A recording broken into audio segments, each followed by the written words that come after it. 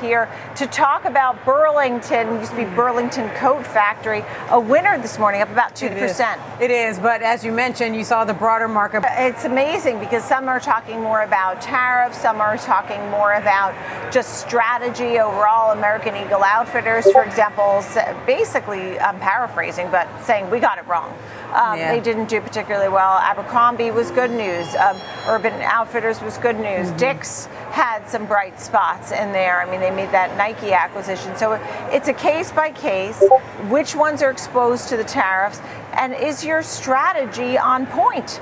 Right up, we're looking at HPQ. That one has been to the downside to the tune of about 4%. We'll check it out. The story there. And then I love what's going on with C3AI. We often have the CEO on here on the network. I mean, really, especially, you know, we heard NVIDIA. We think about AI. You think of AI, the ticker symbol of C3AI soaring.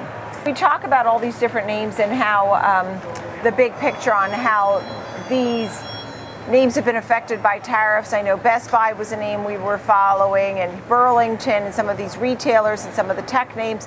But, you know, with this story today with the U.S. court blocking many of the Trump tariffs, it'll be very interesting to see how things shape up in a quarter from now. It's true, how things shape up. A lot of stories for you.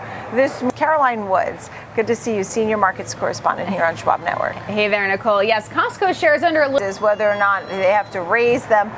The new element would be the wrath that these companies receive from the Trump administration, like Walmart, for example, when Walmart said they were raising prices and Trump told them you should eat it.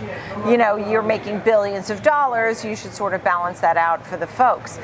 Best Buy with the electronics noted the tariffs and the prices that they are and the costs they are facing. I haven't heard the Trump administration yet on that one.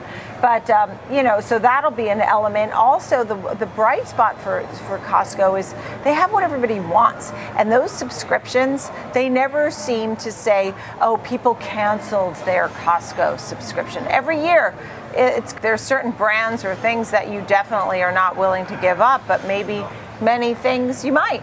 You know what I mean? So someone who shops at Costco, it's not all that often, so I don't necessarily remember the price either. All right, Caroline Woods, good look there at Costco. Michael McCurr, Director, Schwab Advisor Services, also joining us. And as I noted, we're off the highs, but still a lot of stories, stocks in action. Caroline, what's on your mind this morning? Yes, those gains pretty limited this morning. Thank you for all of those names that you were following. And Mike, I know you're looking at some of the levels on the S&P 500. This morning when we got the news about the federal U.S. court now saying that and blocking many of the tariffs that has been put in place, the Liberation Day tariffs, we saw S&P futures jumping up 1.5%.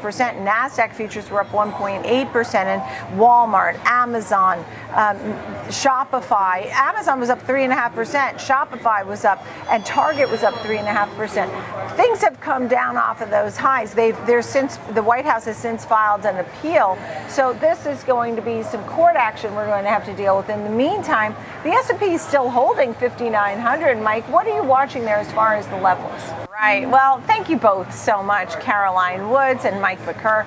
Great to see you both. And right now,